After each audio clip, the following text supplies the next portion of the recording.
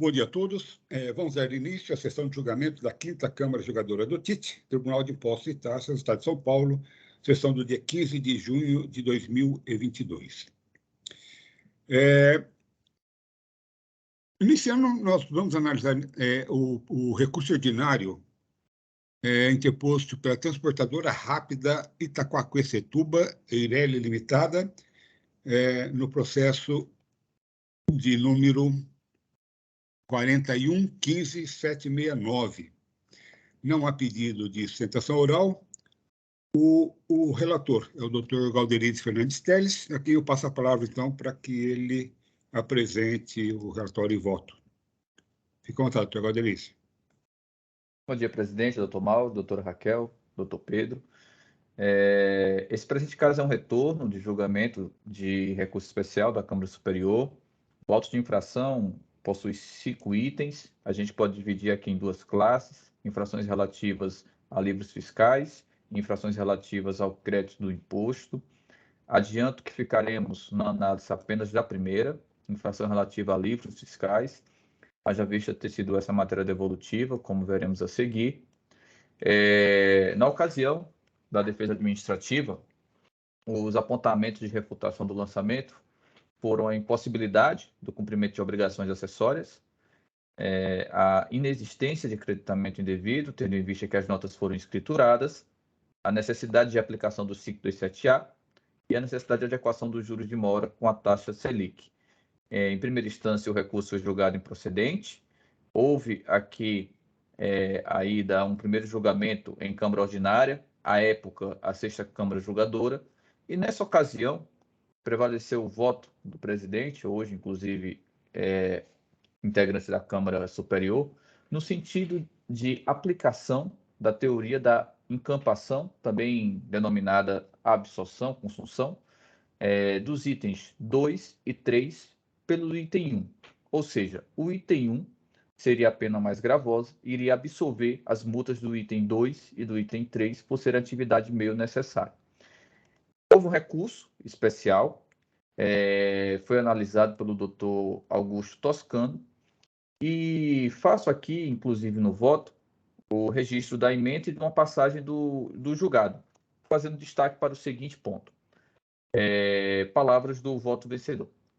Ao meu sentir, é de se acolher a pretensão fazendária, que vem sustentada na alegação de nulidade da decisão, por se tratar de extra petita, bem o de que foram controvertidos fatos não controvertidos pelas partes e, portanto, ao uso de premissas equivocadas, decretando-se a nulidade relativa aos itens 2 e 3 do AI. O caso veio à distribuição à minha relatoria e passo agora à análise. O primeiro item aqui do meu voto é apenas para delimitar o objeto de análise do presente julgamento. Eu faço aqui as causas de pedido do recurso especial, bem como menção à passagem do voto do ilustre relator, voto vencedor, deixando claro que estamos diante de uma situação de nulidade de itens 2 e 3 pela aplicação da teoria da encampação. Eu também deixo aqui registrado que não farei nenhum tipo de comentários acerca da adequação ou não, haja vista que já veio a determinação de nulidade referente a essa aplicação, haja vista que ela foi feita de ofício, tá? Acho que essa situação não tinha deixado claro no início. Foi uma aplicação realizada de ofício à época. Analisamos então o item 1.2 e 1.3, a ausência de exibição de documentos fiscais, cassação da inscrição estadual, que culminou na impossibilidade de entrega. No meu ponto de vista, inexistência. Na peça recursal, o contribuinte aqui alega que, em virtude de ter situação cadastral suspensa, não poderia cumprir as obrigações acessórias, sendo assim uma determinação impossível à época. Bem, compulsando os autos, e aqui eu faço o registro, até de forma elencada, eu verifico que foi entregue, e coloco as folhas, guias do período autuado, cadastro de contribuintes do CADESP, consulta de arquivos digitais da FDs e registro fiscal de inventário de competência de 2014 e a relação de documentos fiscais eletrônicos, os CTEs, emitidos no exercício de 2013, todos entregues pelo contribuinte. Posteriormente, houve uma notificação para entrega de documentação complementar, uma renotificação, e verifico aqui em folhas 304 a 349 que foi acostada a cópia de uma carta física com a R, entregue ao agente fiscal atuante e o remetente ao próprio recorrente, tendo sido anexados recibos de entregas de FD de contribuições. Eu verifico ainda que, com a interposição da competente impugnação, foi acostado o livro de registro de entradas de mercadorias, folhas 431, 518, de junho de 2003 a dezembro de 2013. Ou seja, diante de toda a documentação aqui verificada, o que eu identifico é que não houve a cassação de inscrição estadual da recorrente durante o período fiscalizado, que poderia culminar na suspensão de suas atividades e, por conseguinte, a impossibilidade de cumprimento de suas obrigações acessórias, pela inviabilidade do envio das informações. Caso essa fosse a situação, o contribuinte, por certo, não teria logrado êxito na entrega da inscrição estadual ativa do CADESP, sem qualquer apontamento de suspensão durante a sua fiscalização, entregue às dias do período, emitido às CTEs de suas operações e tampouco recebido intimação eletrônica via DEC para entrega da documentação solicitada na notificação de folhas 89.90. Portanto, esse atendimento, ainda que parcial, não foi completo, me leva o cristalino entendimento que não há possibilidade de acatamento em relação a ser uma obrigação impossível de cumprimento. Em relação aos itens 1.2 e 1.3, que são objetos dessa devolutiva, o meu entendimento é para sua manutenção. Aqui, presidente, eu trago um ponto, e nossa sessão será inaugural, porque a publicação foi recente, em que pese a gente já vinha conversando sobre essa situação, da nova súmula 10 do Tribunal de Impostos e Taxas, recentemente publicada, em que determina a aplicação da taxa Selic na composição de correção desses créditos tributários. Com efeito, deixo aqui registrado que trata-se de louvável postura de proximidade das decisões do contencioso administrativo com o âmbito judicial, elevando a relevante função de filtro qualitativo que os tribunais administrativos, como de impostos e taxas, exercem para o campo jurisdicional. Tendo em vista, inclusive, que essa foi uma postura realizada tanto pelo tribunal, em conjunto até com a própria representação fiscal, já tem referendo até da coordenação da administração tributária, eu estou fazendo a aplicação da súmula e coloco aqui as razões pelo qual eu entendo. Eu coloco, portanto, verificando a substituição do enunciado legislativo anterior, o seu substrato jurídico em forma de entendimento sumular, a verificação de vigência e validade da nova redação, pela situação jurídica dos juros afetar inclusive os itens que foram devolvidos agora, análises, o 1.2 e o 1.3, e por se tratar, em meu sentido, de matéria afeta a classe de ordem pública, sendo dever de aplicação de ofício, especialmente pelo caráter de utilidade processual, eu entendo pela necessidade de aplicação da limitação da taxa Selic, fazendo atendimento dessa nova súmula do TIT.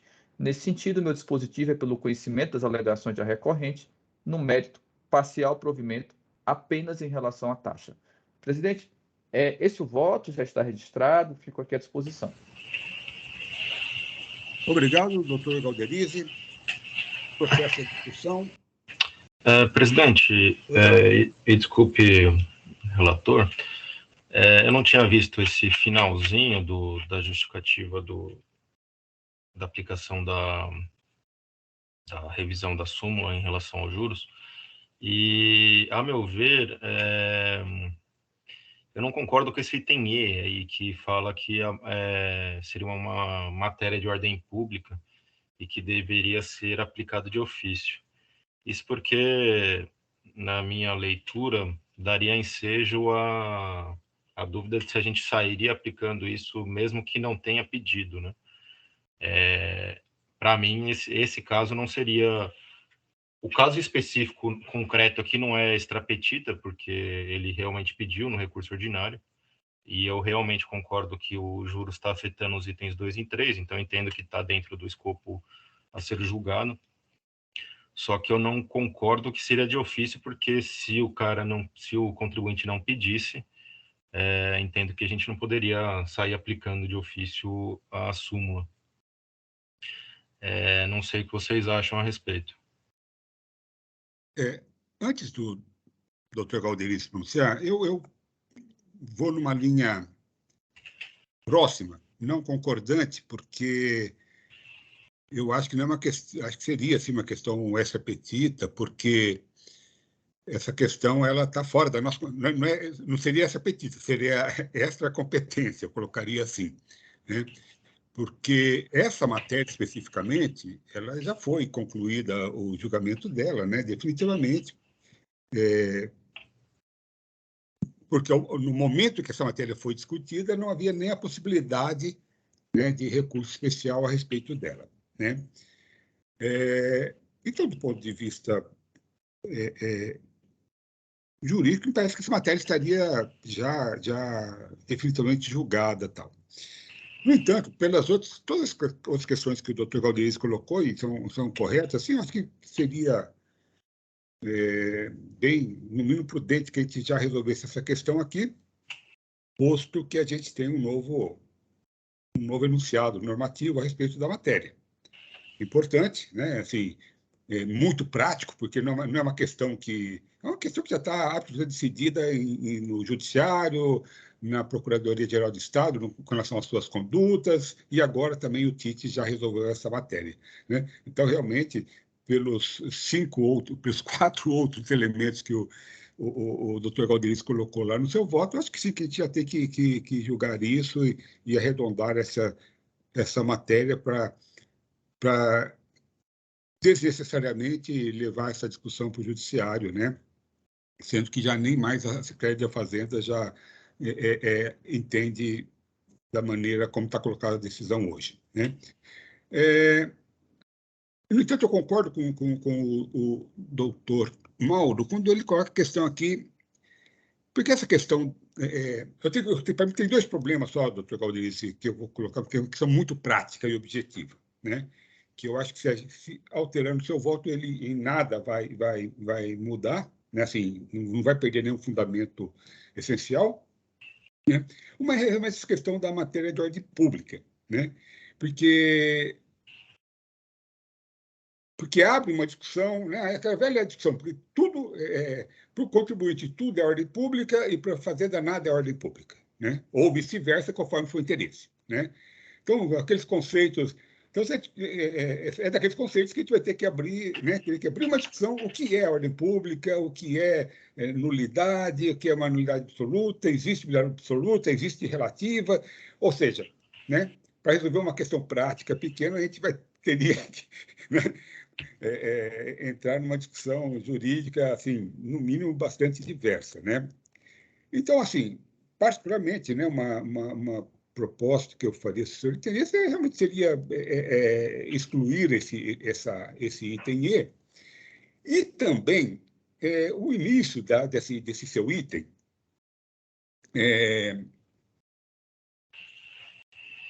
acho que não sei, acho que é o seguinte, acho que já devia entrar com esse voto falando o seguinte, olha, tem também a questão do juro que teve um novo enunciado e manda bala, né? Então, acho que não precisa dessa análise. Olha, o que eu estou falando, eu estou falando o seguinte, olha, eu sou incompetente para analisar, por quê? Porque essa matéria não foi devolvida para a gente, né? E, apesar disso, eu tô julgando. Então, então, dentro daquela história, né?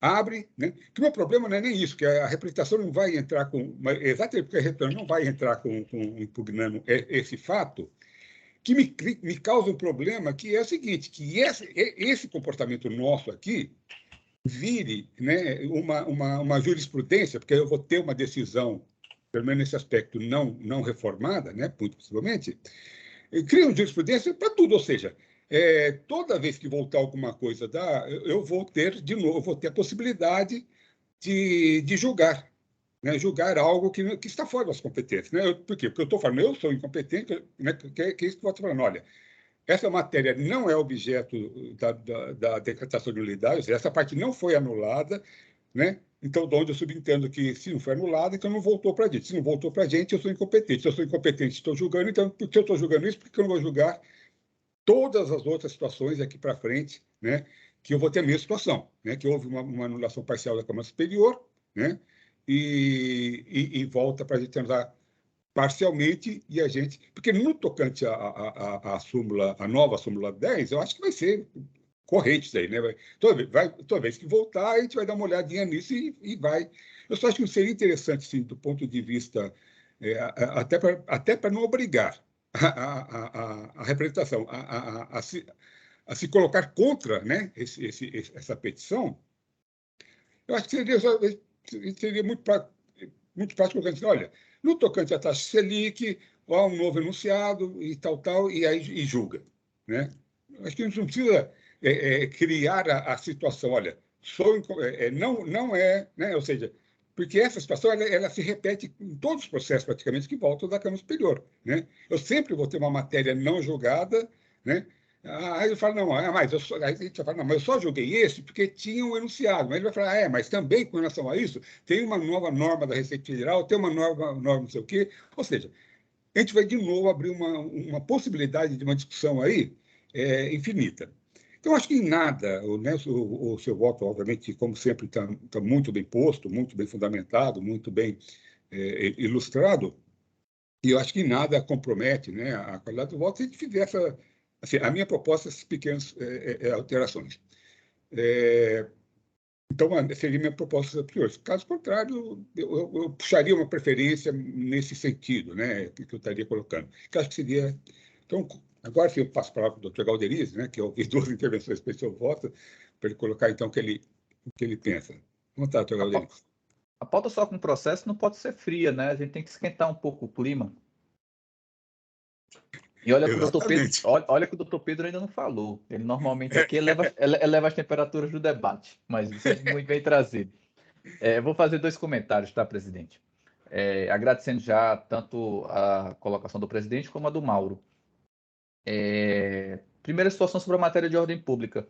Eu sou muito grato ao tribunal, porque esse foi um tema que eu tive a oportunidade de me dedicar um pouco mais na época do meu doutoramento, e me despertou daqui, dos debates de colegas como o Pedro, como o doutor Samuel, como a doutora Raquel, como o doutor Mauro. E, de fato, é um tema que a gente precisa ainda evoluir bastante em relação a ter um elemento conotativo e denotativo claro. Não há. A gente vai muito pelo argumento da consequência.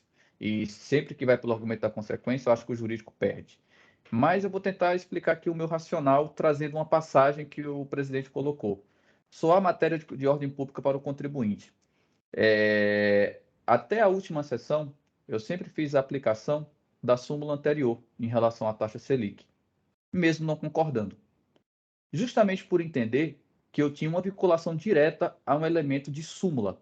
E, para mim, a súmula é o elemento normativo de maior densidade que existe para uma aplicação. Não há margem de dúvida para uma aplicação de súmula, a menos que a gente tenha um elemento de distinção de diferenciação factual, o que não é o caso. O fato aqui é se aplica ou não se aplica. Então, até a sessão passada, eu tinha uma postura e um entendimento de entender que existia ali uma compreensão em termos sumular que não daria espaço à margem de entendimento. Isso, para mim, é matéria de ordem pública. Isso, para mim, é utilidade processual. Isso, para mim, é aplicar o que tem de termos de vinculação normativa à atividade de julgamento administrativo. Não estou fazendo nada de diferente agora. Estou aplicando exatamente súmula do Tribunal de Impostos e Taxas. Súmula, inclusive, louvável conjunta com a própria representação fiscal. A ordem pública ela serve tanto para constituir como para desconstituir. O importante dela é que o crédito ou não crédito seja qualificado. E a função aqui do tribunal. Então, para mim, é sim matéria de ordem pública, é sim possível de aplicação de ofício. Caso contrário, eu estaria dizendo que eu não preciso aplicar súmula do tribunal. E quando eu falo súmula é porque, para mim, esse elemento ele tem um peso normativo diverso de um decreto, de uma consulta da Receita Federal, de um julgado de uma outra Câmara ou de qualquer outro elemento normativo que a gente possa ter. Para mim, é o maior grau de densidade que a gente tem. Tem um grau de densidade, inclusive, maior do que sessões temáticas que a gente já teve a oportunidade de discutir aqui. Então, para mim, não estou nada mais fazendo do que aplicar o entendimento do próprio tribunal, sendo imperioso nesse sentido. Em relação ao segundo ponto que o presidente colocou, eu confesso que eu pensei bem fazer essa linha já diretiva, tá, presidente? Então, a abertura do tópico foi só uma preocupação de elucidar que, coloquei até, vou fazer aqui o registro, em que pese não ser matéria direta afetada. Por que não é matéria direta afetada? Porque volta o item 2 e o item 3. Mas é matéria indireta afetada, porque os juros eles compõem todo o crédito tributário, inclusive o 2 e o 3. Então, a minha preocupação foi só dizer, olha, não se questione aqui que eu estou analisando algo que eu não poderia analisar, por 2 argumentos. Primeiro, o item 2 e o item 3 têm juros, ponto. Já é um elemento para mim suficiente para deixar clara a aplicação da súmula. E segundo, aí é o racional que eu tentei desenvolver aqui, muito elucidando, né, o posicionamento do Dr. Mauro, que seria imperioso a aplicação. Então, presidente, se não houver nenhum tipo de prejuízo, espero ter sido claro em relação à forma de como pensei, e é a primeira vez que a gente analisa isso aqui também na Câmara, né? Não teria como ser diferente, a publicação foi na presente semana. Eu fico aqui à disposição, mas sem nenhum tipo de objeção a uma preferência que, porventura, a Câmara se sinta mais confortável.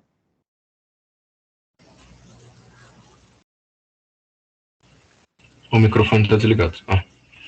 Obrigado, doutor Galderiz. Eu ainda, continuando, acho que, ainda que eu tenda ainda que eu concordo com relação ao argumento da ordem pública, no caso específico, ainda que eu concordo com o senhor, eu coloquei já, e entendo igualmente, a minha grande preocupação é com relação dentro do seu entendimento, perfeito, né? Agora, a jurisprudência que se firma, faz jurisprudência que eu digo no sentido de um acórdão não reformado que permitiria uma rediscussão da matéria, né? Não necessariamente não é uma jurisprudência, mas quer dizer, é isso, né? Uma possibilidade de recurso. Ele só traz um verbete, é o verbete ordem pública. Ele não traz o conceito que o senhor coloca com relação, né, dentro desse conceito perfeito, com relação ao que o senhor colocou aí da concretude de uma súmula, né? Ela sem dúvida, ela é indiscutível. Mas ainda não concordo com a questão da nossa competência. Eu entendo que sim, que somos incompetentes, porque se assim fosse, né, dentro... Você coloca a questão, bom, mas ela é indireta. Não, ela não é indireta. Essa matéria já foi decidida, esquecendo a parte que discutiu da ordem pública. Ela já foi discutida. Ou seja, porque dentro dessa lógica, ok. Então, indiretamente, eu aplico limito os itens 2 e 3 até Selic, só que o item 1 e 4 é integral. Né? Qual é o sentido? Porque o 1 e 4, né, eles não estão nem indiretamente sendo discutidos aqui, nem indiretamente, né? Então, eu tento ser muito prático na questão da aplicação do direito, porque o direito é para resolver problemas, né? A gente gosta de debater o direito, porque a gente gosta de discutir o direito, mas o direito não foi feito para ser discutido, foi feito para resolver problemas. Eu tenho um problema, resolvo, né? Então, dentro desse aspecto, resolver problemas, eu não gostaria de resolver um problema criando um outro, né, dentro dessa lógica. Que eu entendo, sim, que tal como está colocado, eu estou abrindo uma possibilidade de uma rediscussão eterna de qualquer matéria não anulada na Câmara Superior, porque é isso que ele está falando. Eu estou falando assim, olha, em que pese não ter sido objeto, ou seja, né, em que pese, né, eu vou analisar, né? Então, uma autoproclamação de competência, inclusive. E me parece que isso, ainda que em algumas situações a gente poderia até dizer, poderíamos dizer que há um fundamento para tanto, eu não queria criar uma jurisprudência para que todas as situações fossem nesse sentido. Então, nesse aspecto, eu vou pedir então, alguns minutos para os senhores, eu vou fazer um copia e cola aqui do seu voto, doutor Galderiz, mudando algumas questões, e vou apresentar uma preferência. Só para entender, tá? Então, a preocupação do presidente em relação à abertura do tópico, que poderia dar margem a uma compreensão que em matérias devolutas a gente poderia ir além do que foi recebido, mas o presidente concordaria com a conclusão do último item em relação à matéria de ordem pública, ou o presidente continua com os 2 pontos de questionamento? Só para entender. Não, com relação ao item E lá, Tem conhecimento para mim deixa eu só reler aqui, porque, assim, concordar, eu concordo. Entendeu? O seu racional está perfeito, né? A minha grande preocupação aqui, né, é esse que coloquei. Assim, então, não, indiscutivelmente, concordo juridicamente com o que está colocado lá. Só quero ver os termos, porque o meu grande temor são com os termos, né? Se me permite, Samuel, a minha preocupação também é referente a ser paradigma, né? Então, assim, pelo que está posto aqui, é o seguinte: se for matéria de ordem pública, eu posso conceder de ofício. Isso que é o que está escrito no voto. No caso específico, é a relação aos juros e em relação à revisão da súmula. Mas, na prática, isso é um paradigma para falar. Se é matéria de ordem pública, eu posso conceder de ofício. Mas isso, Mauro, eu acho que não tem discussão, né? Matéria de ordem pública pode sim ser concedida de ofício. A discussão é o que... Mauro, isso é processo, né? Isso aqui não cabe nem discussão. Não, então, mas o problema o que é matéria de ordem pública. E aqui eu estou colocando matéria simulada, seja para manter, seja para cancelar auto de infração, é matéria de ordem pública. Se eu não puder aplicar uma súmula no tribunal, eu tô realmente indo diretamente contra o artigo 28. Mais ou menos. Na verdade, assim, uma lei é matéria de ordem pública, concorda? Se o contribuinte não pede alguma coisa que esteja na lei e que seja direito dele, a gente não vai conceder de ofício também. Senão a gente não precisaria de defesa, a gente pegaria o auto de infração e a gente sairia analisando todo o auto de infração com relação à lei. Mas não, a gente está limitado ao que o contribuinte pede. Não, vamos lá. Nossa atividade aqui não é de controle, é jurisdicional. Se fosse de controle, a gente poderia, inclusive, fazer isso. Seria, inclusive, controle de qualidade, como 114. Aqui a gente está fazendo um pouco de jurisdição. Não muito, mas um pouco. Não é que a gente vai dar tudo na situação que está a lei, porque lei é sentido amplo. Você pode dizer que um decreto é lei, você pode dizer que um parecer da Receita Federal é lei. E quantas vezes a gente aqui não pode ir além desse ponto? Agora, uma coisa para mim é lei em sentido amplo, lei em sentido estrito. Se é matéria simulada, Mauro, eu estou deixando claro, súmula, eu tenho um dever de aplicar. Eu não estou abrindo margem para decreto, não estou abrindo margem para consulta, estou falando de súmula. Se um julgador administrativo não pode aplicar uma súmula... Pode ser até para termos especificamente de lei específica, sem ser decreto, sem ser portaria, sem nada. Não é porque está na lei que a gente vai sair aplicando sem o contribuinte pedir. Mas então, eu estou dizendo que se for lei simulada, sim. É isso que eu estou dizendo, se for súmula. Ou você tem dúvidas que se aplica súmula vinculante, independentemente de solicitar ou não? Para mim, o peso aqui é o mesmo. Eu acho que tem que solicitar. Mesmo porque senão a gente tem que entrar em tudo. Então, por exemplo, claro, se tem uma súmula de remessa para destinatário do mesmo contribuinte. Se a gente, por exemplo, acatasse a súmula 166 do STJ. Essa súmula não é vinculante para a gente, Mauro. Eu estou falando em súmula vinculante. Não, calma. A gente tem que diferenciar as categorias. A súmula do tribunal, você pode não aplicar? Eu acho que o racional é esse. Se a gente pode não aplicar a súmula do tribunal, a gente poderia ter aplicado a questão da Selic contrária até a última sessão. Não, Goderi, acho que você não entendeu o meu ponto. É o seguinte, se a gente acatasse a súmula... se a gente pegasse a súmula 166 do STJ e transformasse numa súmula do TIT, para equivaler ao seu exemplo. Se o contribuinte não fala que a operação que ele fez é de um estabelecimento para outro, a gente nem ia saber que era esse caso. Então, não tem como a gente sair aplicando isso, senão a gente vai ter que revisar todo o processo inteiro, folha a folha, fazendo o papel do advogado, para a gente aplicar todas as súmulas. E isso não é nossa competência. Pois não, presidente.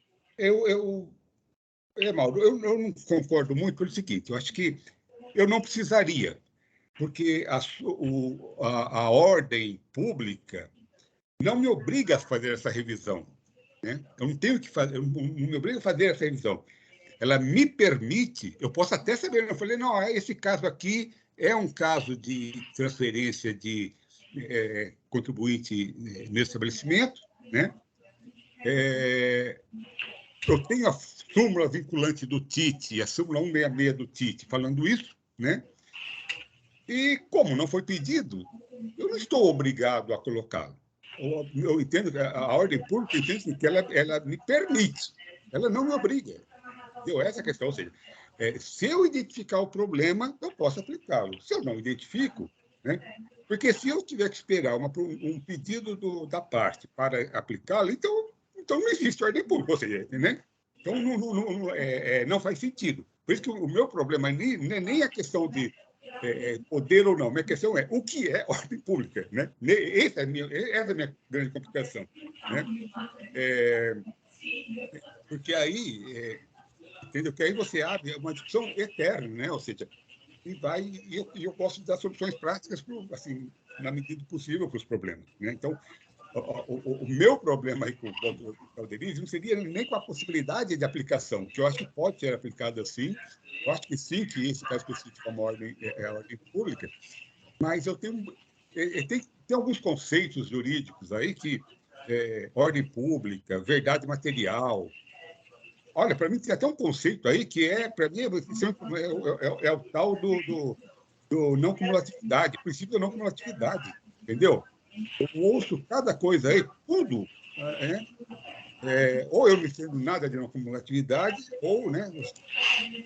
Porque é o seguinte, que vira uma coisa de que. Por isso que o meu problema são as palavras, né?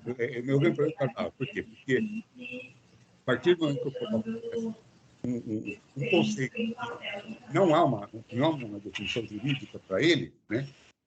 Mas princípio da não cumulatividade tem um enunciado jurídico bastante claro. Claro que tem. E ele é tão claro que eu não entendo como que as pessoas aplicam. Aquele conceito, ele é tão óbvio, ele é tão claro, tão, né? Que eu não sei como as pessoas ainda falam, né? Ou aclamam para defender a situação A ou a situação B, né? Por quê? Porque tudo... Então, esses conceitos acabam sendo conceitos vazios, né? Um conceito que eu aplico a tudo, né? É o conceito de coisa, né? O mineiro, né? Mineiro, trem, é um conceito, né? Mas isso é um trem, você tem dúvida de que isso é um trem? Claro que isso é um trem. Tá tocando o trem ali, ó, né?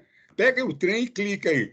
Então, são conceitos, ok, que você até entende, né? Se você é mineiro, você vai saber que ele está falando de celular, porque o celular toca, o mouse faz clique. Se você é mineiro, você entende, mas é um conceito, o conceito de trem, né? Eles usam até mesmo para uma locomotiva, daquela que anda em trilho, para vocês terem uma ideia, né? Então, são conceitos que o meu problema são as palavras com conceitos, se não conceitos abertos, conceitos doutrinariamente amplos, vamos colocar assim, pelo menos, né? Então, eu concordo integralmente com o voto do doutor Calderizzi. Agora, minha preocupação realmente em termos desses conceitos abertos, eu começar a gerar uma jurisprudência, né?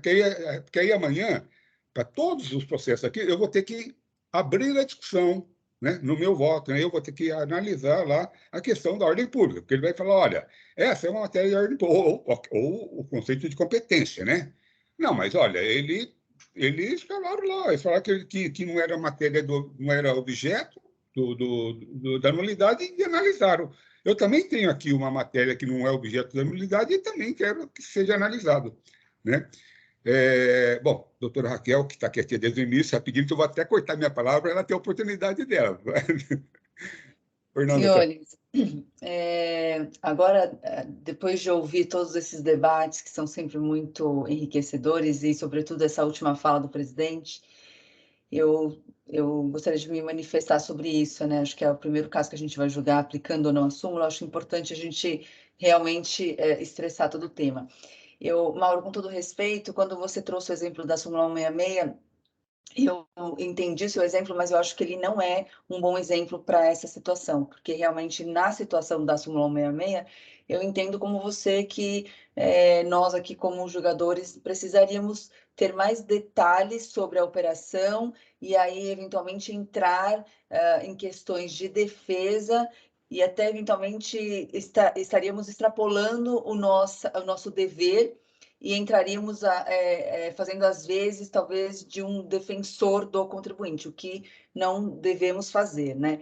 O caso aqui em pauta, e de acordo com o voto do Dr. Calderizzi, eu acho que há uma grande diferença em relação a isso, porque quando os créditos vêm aqui para serem reavaliados, nós sabemos de antemão que todos eles estão com juros de 0,13 ao dia até determinada data, pelo menos, né?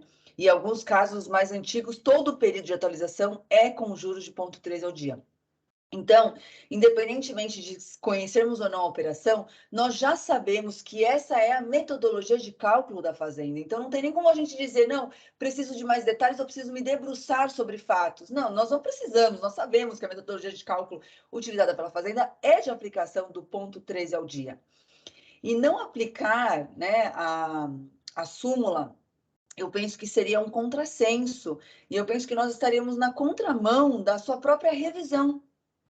Ora, o tribunal se debruçou sobre a súmula anterior, revisou, trouxe uma nova redação, e se nós não aplicarmos essa nova redação, eu penso que nós estaremos na contramão. Nós estaremos indo contra o que foi proposto e foi publicado, e o que se espera de nós daqui para frente.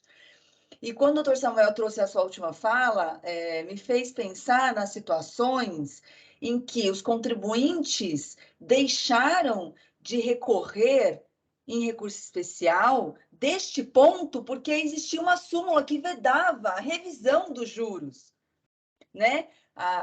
Quando ainda estava em vigor a súmula que foi derrubada nessa semana, os contribuintes não poderiam recorrer de recurso especial porque era uma matéria que já estava simulada contra eles. Então, não cabia recurso especial contra matéria simulada. Muito bem. Aí o contribuinte deixa de recorrer em recurso especial, mas agora a matéria passa a poder ser revisada. Mas não tem pedido.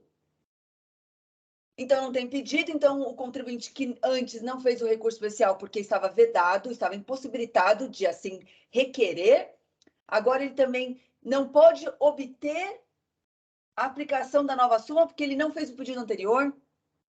Então, eu penso que nós estamos diante de uma situação muito pragmática, não aplicar a súmula por qualquer razão que seja, e eu entendo como o doutor Galdrizi, eu me filio à linha dele, e eu acho sim que é uma matéria de ordem pública, acho sim que pelo princípio da eficiência, nós devemos sim aplicá-la, independentemente de pedido, e sobretudo trazendo à tona aqui essa situação em que contribuintes não recorreram antes, porque estavam impossibilitados, agora a súmula caiu, tem nova redação, ele se tivesse recorrido pelo simples fato de ter pedido, veria o seu pleito atendido, e em contrapartida nós temos outros contribuintes que não pediram, porque estavam vedados e eventualmente não terão a revisão desses créditos com a possibilidade de aplicação apenas da Selic.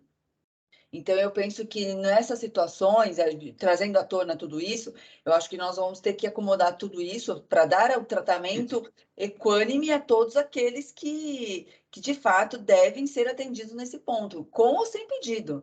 Então, acho que quanto a isso, eu me filio ao entendimento do Dr. Galdrizi, acho sim que é uma matéria de ordem pública, com ou sem pedido, acho que nós temos sim, até pelo princípio da eficiência, né, atendendo aí ao anseio do próprio tribunal, que revisitou e reformulou a súmula. Então, essa é a minha consideração, presidente. Doutora Raquel, doutor Mauro, pode ir. Doutor Raquel, na verdade, a súmula 166 foi um mero exemplo para justificar que a súmula, independente de qual seja, teria o mesmo patamar de lei.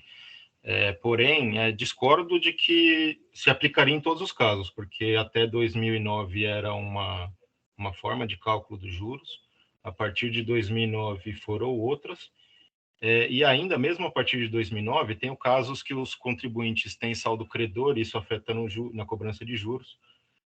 Então, não são todos os casos que teria que aplicar a limitação dos juros. Poderia até falar, não, eu vou colocar em todos os casos que limita os juros, porque na maioria dos casos vai ter. Mas aí eu também poderia falar, eu vou citar todas as súmulas, porque em todos os casos, algum caso vai ter. Então, não concordo tanto com esse argumento, apesar de ter sua certa lógica, porque realmente são a maioria dos casos. Porém, a Câmara Superior, em diversos momentos, assim, eu não lembro de nenhum caso que a Superior falou, não, é matéria de ordem pública, eu vou aplicar de ofício, independente de se tem paradigma ou não. Para mim, se a superior entende que todos os assuntos que ela vai analisar precisam de paradigma, nenhum desses casos ela pode aplicar de ofício. Senão, ela poderia. Então, tem casos que eu acho muito mais relevantes, falta de fundamento, nulidades outras, e até onde eu sei, a superior nunca aplicou nada de ofício lá na Câmara Superior. Dado esse ponto, se a superior entende que precisa de um paradigma para aplicar, e se precisa de um paradigma, precisa de um pedido, porque se não houvesse nem pedido, ela nem exigiria o paradigma, porque ela nem analisaria a questão, e isso para qualquer súmula que já tenha sido aplicada. Então, entendo, por coerência, eu entendo que também não cabe à Câmara Julgadora aplicar de ofício, já que o órgão superior dela não aplica nada de ofício. Além disso, com a devida vênia, o contribuinte não está impedido de pedir a limitação da taxa de juros. Tanto é que no recurso ordinário que a gente está, que é posterior à súmula, ele pediu os juros. A superior, se tiver um recurso especial com uma outra matéria, além dos juros, que enseja o processamento do recurso especial do contribuinte, a Câmara Superior está obrigada a analisar o pedido dele, né? O que a súmula propicia é que a Câmara justifique apenas com base na súmula, desde que fundamentadamente, e a admissibilidade do recurso especial ou do recurso ordinário, também se for o caso, não seja processado se só se basear na questão simulada. Mas o contribuinte em nenhum momento está impedido de requerer a limitação dos juros. Então, respeito a opinião de todos vocês, mas eu preparei aqui uma preferência, pois eu entendo que só caberia... concordando com... Engraçado que toda essa discussão para todo mundo concordar com o voto do relator, mas só discordando nesse ponto da possibilidade de concessão de ofício. Senhor presidente, posso me manifestar rapidissimamente? Bom, ok, se o doutor Galderizi permitir, porque havia uma ordem aqui de mãos levantadas. Então, desculpe. Mas como você se comportou até agora, não falou nada, por favor, seja à vontade. Depois o doutor Galderizi, depois volto eu, depois volta Mauro, volta... Mas a minha intervenção é rapidinha. Tá bom. Eu só entendo o seguinte, a súmula ela tem que ser aplicada de forma obrigatória no julgamento, desde que haja um julgamento a respeito daquele tema. Então, se não foi arguído pelo contribuinte, não haveria um julgamento a respeito daquele tema. Então, a princípio, eu confesso aos senhores que eu me filio à posição do Dr. Mauro, no sentido de que não poderia se aplicar de ofício. Porém, tenho que admitir que os argumentos da doutora Raquel são muito pertinentes e eu confesso aos senhores que eu vou refletir mais a respeito desse assunto. Agora, nesse caso, com todo respeito, eu acho que essa discussão é despicienda, porque se nós olharmos a decisão da Câmara Superior, a decisão foi completamente anulada. Ainda que ele tenha escrito, se proceda a nova decisão com relação aos itens 2 e 3, o resultado final da votação foi que a decisão anterior de Câmara Julgadora foi completamente anulada. Então, no meu entender, voltou tudo para esta Câmara Julgadora analisar. E há no pedido no recurso ordinário do contribuinte esse pedido de limitação da taxa de juros pela Selic. Então, não há necessidade de se colocar que estamos aplicando de ordem pública, estamos aplicando de ofício, porque a matéria foi retornada a esta Câmara e há o pedido no recurso ordinário. Então, é só julgar e falar, eu acato o pedido que está no recurso ordinário. Só isso. Obrigado, senhor presidente. Doutor Galderizi? Só fazer uma pergunta para o doutor Pedro. Você coloca que ela foi totalmente anulada porque no sistema lá, em vez de eu colocar a opção retorno para complemento de julgado, ele colocou a opção anulação. É isso? Exatamente. Senão ele colocaria o retorno para complementação de julgado. Então anulou completamente. Não tem sentido se falar em, olha, o que voltou. Não, anulou tudo, voltou tudo.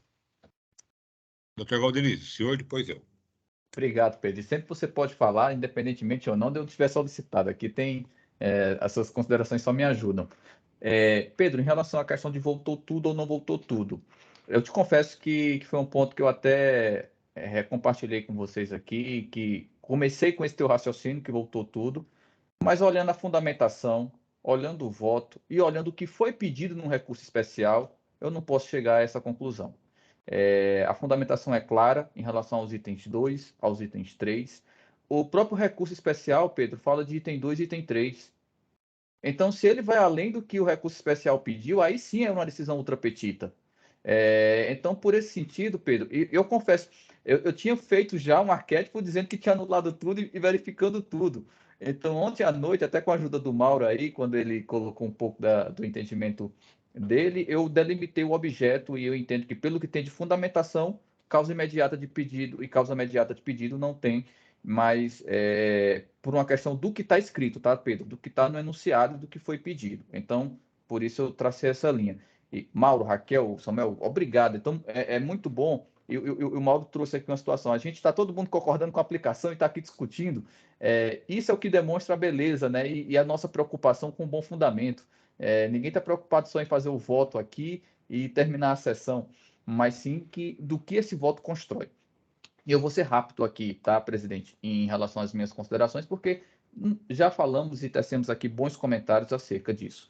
Primeiro ponto, presidente, só para deixar registrado, se o ponto de preocupação, pelo menos do presidente, né, o doutor Mauro já tem aí um voto de preferência, for em relação à abertura do tópico, eu não vejo nenhum tipo de prejuízo fazer a mudança e já começar a fazer a consideração direta da aplicação da súmula, retirando essa situação de matéria direta e indireta.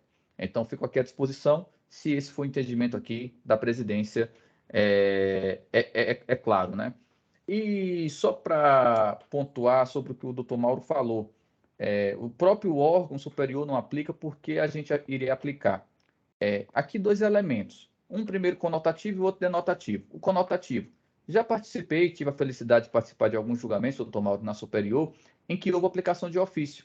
E eu acredito que se a gente fizer uma pesquisa um pouco mais detalhada, a gente tem sim essas possibilidades de encontro. Vou fazer, inclusive, aqui o registro do caso, tá? Voto vencedor, não sei nem se teve divergência. Aplicação de retroatividade benigna. Não havia como haver pedido naquele momento, porque a lei mudou. Como é que você teria paradigma se você não tinha base legal? E em votos de Lavra, doutor Badia, em votos de Lavra, doutor Coraza, acompanhados por grandes jogadores da parte do fisco, foi aplicada a retroatividade benigna de ofício.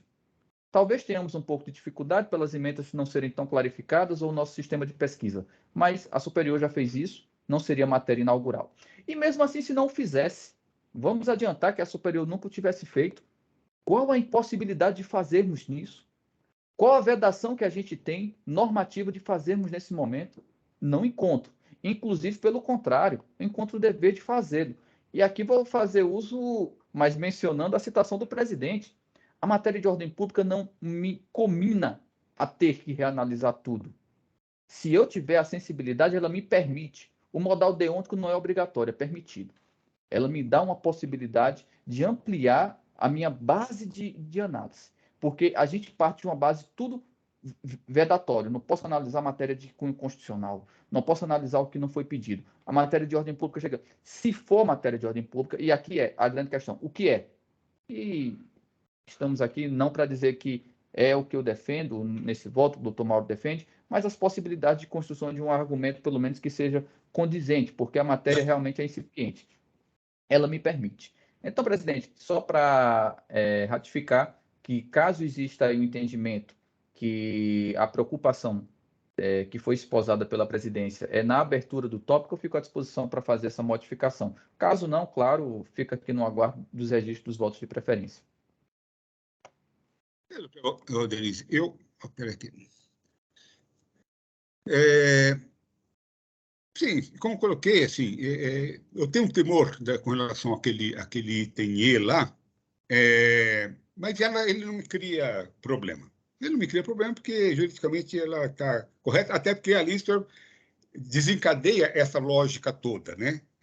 Olha, eu tenho enunciado, não é qualquer enunciado, é um enunciado de súmula, né? Até culminar na questão da ordem pública. Você vê ali, tá, assim, ela cria assim, uma dificuldade, vou colocar assim, de jurisprudência. O início, tanto que o início aqui no copia e cola que eu estava fazendo do senhor, é que eu já começava assim, ó, no tocante a essa matéria, é imperioso destacar e continua todo, entendeu? Então, tiraria que... então, assim, da minha parte, para mim, resolveria, assim, essa questão.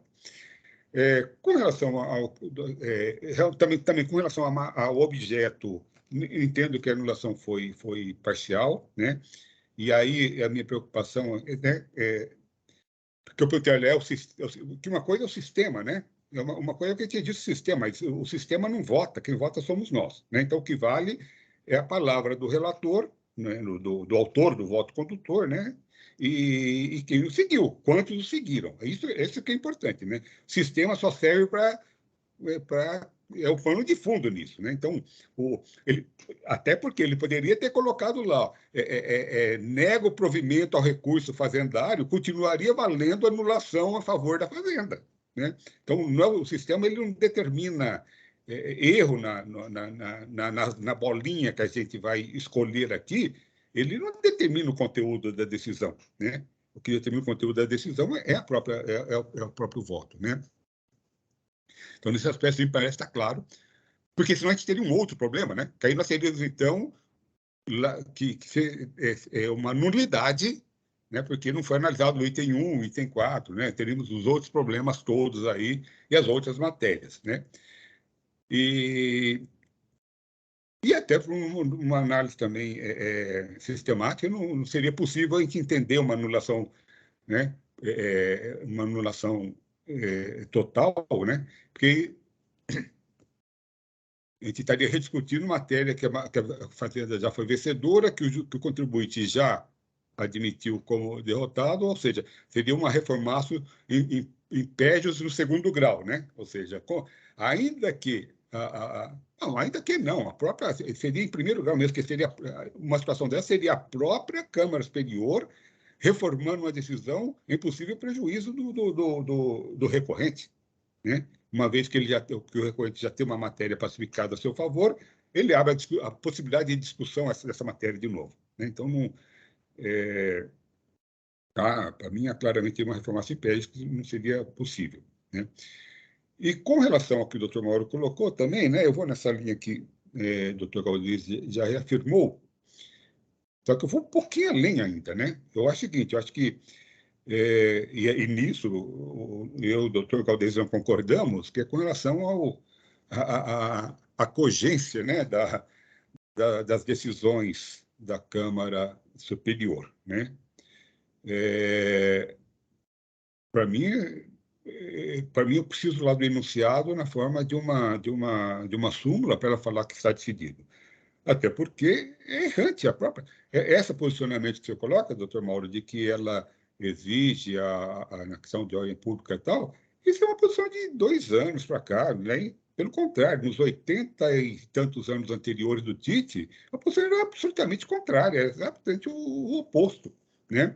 E são várias matérias muito, algumas até sem nem tanto jurídico, mas que tem muito a ver com a gente, que sempre foram muito práticas, né? Que é, por exemplo, a questão da Zona Franca de Manaus, quando lá no final do processo ele aparecia com as declarações de internamento, né?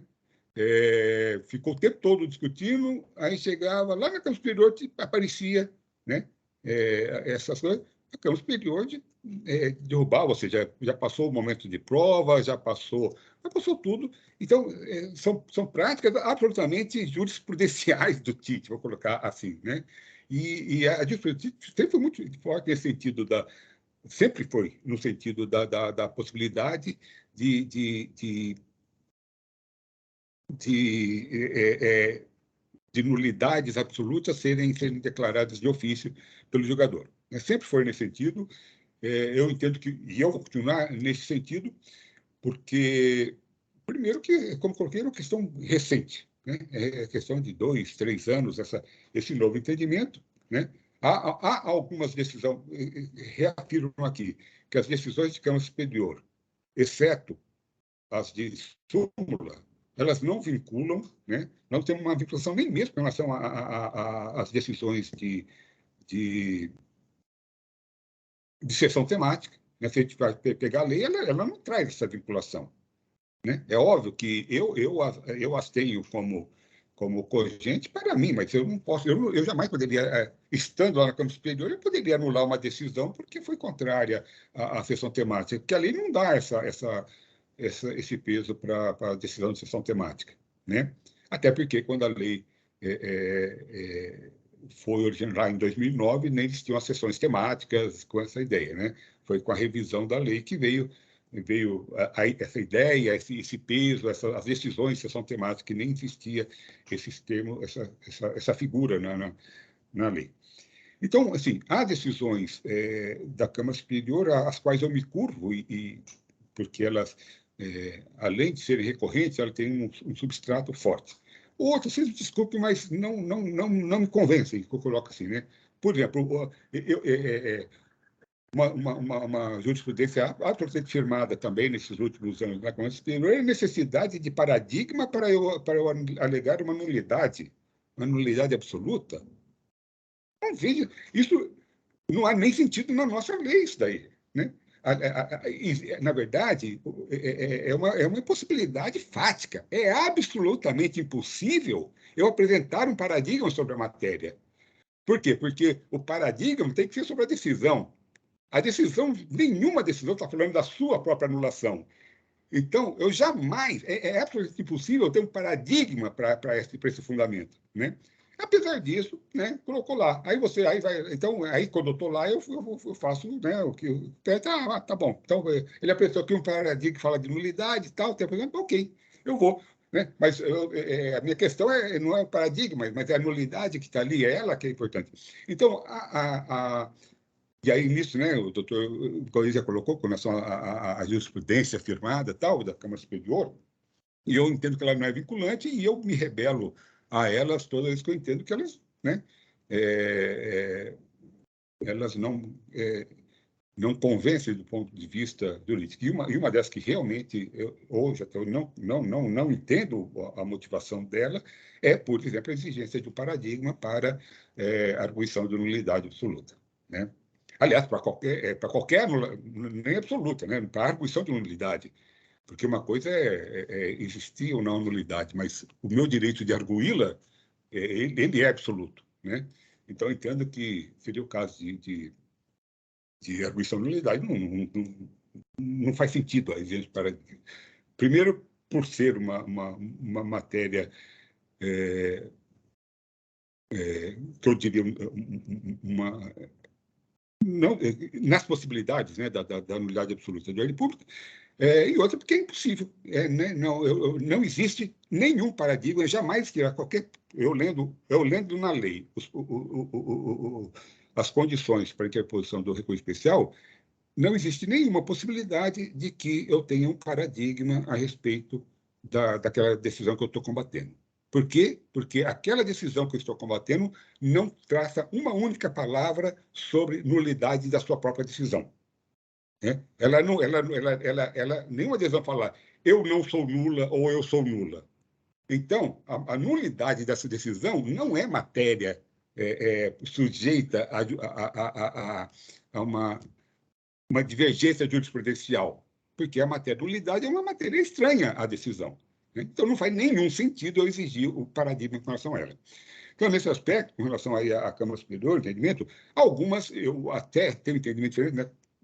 Com relação à matéria, e falar, mas nesse caso que eu me culpo, porque faz 5 anos, 6 anos que ela está julgando dessa maneira, todas estão sendo no mesmo sentido, né? E tem fundamento. Outros vão estar 20 anos falando no mesmo sentido e eu vou estar 20 anos falando contra aquela lá, porque eu entendo que não que é a minha contribuição, né? Que eu tenho que dar. Até porque, se você não mantiver, né, a discussão sobre alguns temas, eles acabam sendo se firmando uma jurisprudência por omissão, né? E não exatamente por uma discussão profunda e longa de uma matéria. Né? Desculpe me alongar muito, mas o doutor Mauro também quer falar. Doutor Mauro, fica à vontade. Pois não, presidente. Só para esclarecer alguns pontos, Primeiro que eu estou aqui no tribunal há 8 anos e desde que eu estou aqui, salvo algum engano, a jurisprudência da superior é essa. E como você bem colocou, não vejo nenhuma manifestação contrária a esse entendimento. Então, para mim, é uma jurisprudência pacificada, concorde ou não. Mas aqui, o principal, talvez não tenha me feito entender direito. Porém, em nenhum momento eu disse que a gente estava obrigado a aplicar um entendimento da superior que não seja simulado, ou temática também. Entendo que o Dr. Galderizzi tem toda a possibilidade de votar do jeito que está votando, e não estou falando que ninguém aqui está violando a legislação. Eu usei o argumento da superior como uma jurisprudência que aponta no sentido, como reforço de fundamentação, mas em nenhum momento eu disse que a gente estaria obrigado a aplicar esse entendimento. Tanto que tem os recursos ordinário e especial sempre nesse sentido. E muitas vezes vai, inclusive processado e vai para superior. Então, assim, eu só não entendo que, assim, a gente está tendo uma discussão que nem cabe nesse processo, então não vejo nem a necessidade de se colocar essa discussão nesse processo exatamente, já que nem caberia a discussão, já que ele pediu. Então, acho que a gente está trazendo a possibilidade de um paradigma pensando na eficiência, talvez até a DRF resolva recorrer de algo que, teoricamente, que a princípio ela não recorreria, já que ela mesma propôs a alteração da súmula. Então, assim, já que a gente está pensando em termos de eficiência, eu acho que também colocar nesse voto que a gente está dando de ofício, que é uma matéria que a gente pode dar de ofício, também acho contraproducente, já que isso nem se passa no processo. Mas, de qualquer forma, não entendo que ninguém está violando lei nenhuma aqui, ninguém está obrigado a acompanhar entendimento da superior nesse caso. E acho que cada um pode votar do jeito que entender. Eu vou fazer a preferência, então, conforme tudo aqui. Doutor Mauro, eu já liberei lá, tá? Desculpa, eu não havia visto antes. Fiquei olhando aqui, não havia visto o seu pedido lá. Mas já está liberado lá. Doutor Raquel, já vou passar. Desculpa, só para dizer se o presidente concordar, eu posso fazer aquela modificação que eu citei, tá bom? Sim, então eu vou já liberar para se eu fazer a alteração também. E a doutora Raquel, à vontade. Eu só queria uma confirmação do doutor Galderizzi.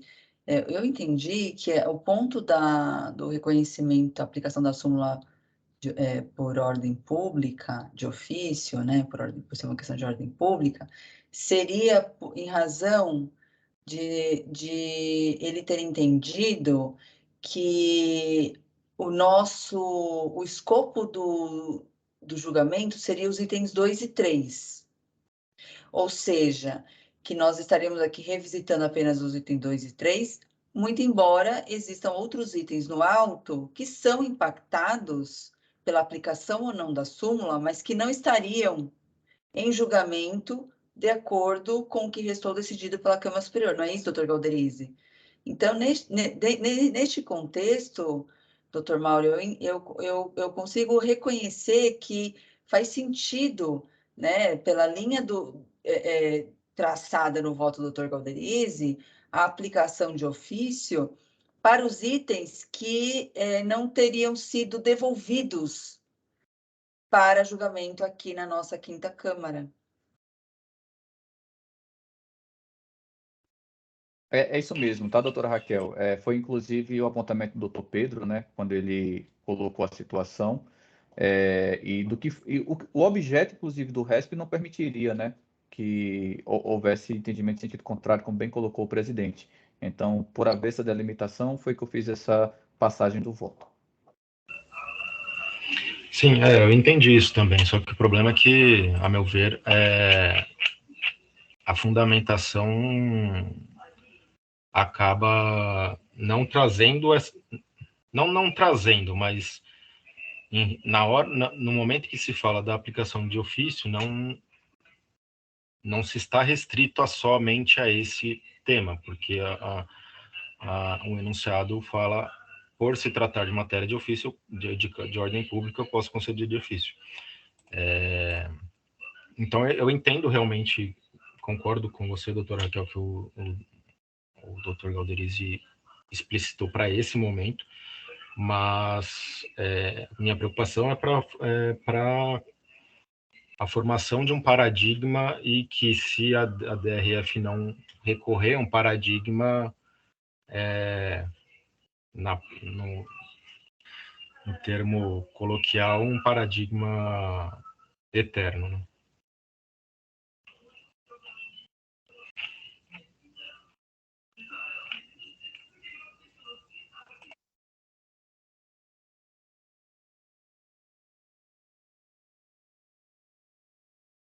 Presidente, nós não estamos te ouvindo.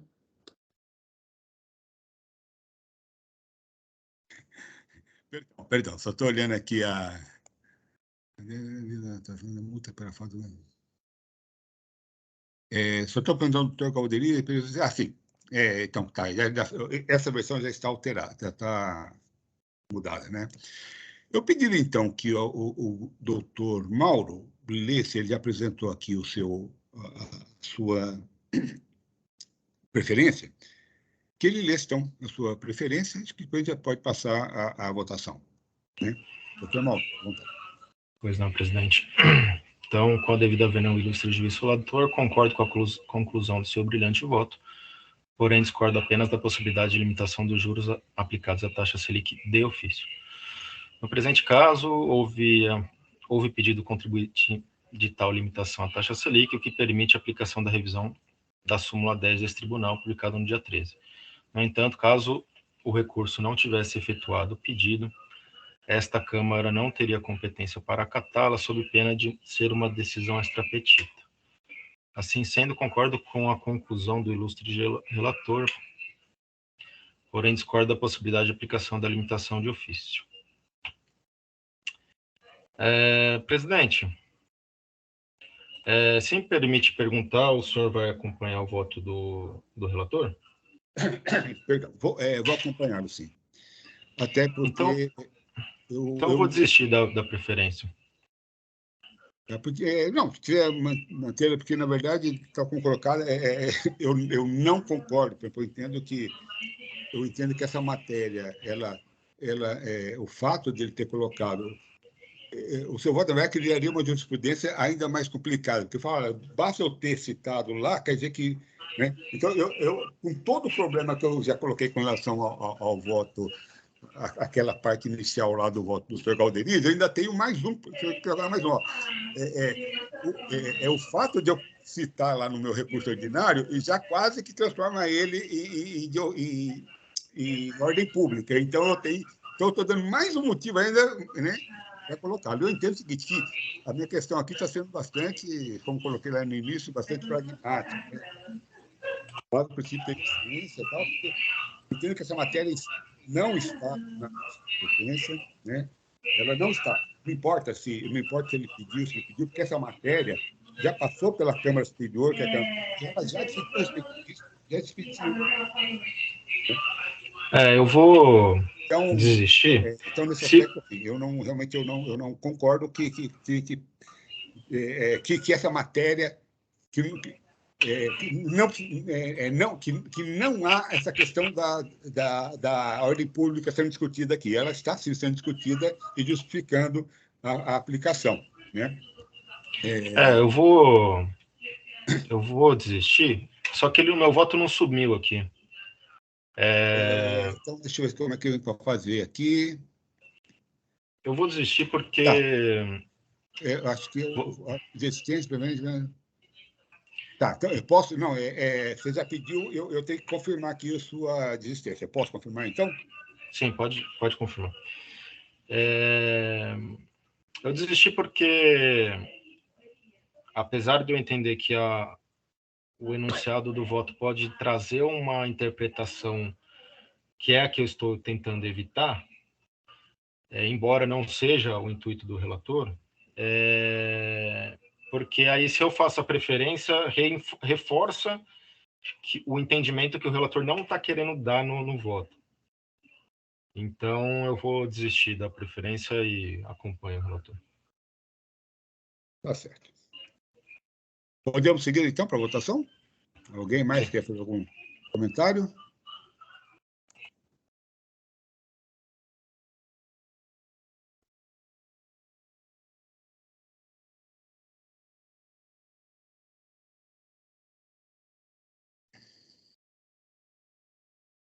Peço, então, que vocês confirmem a presença.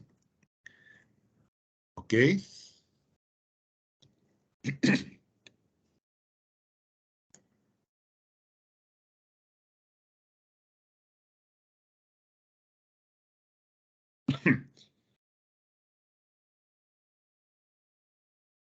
Em votação?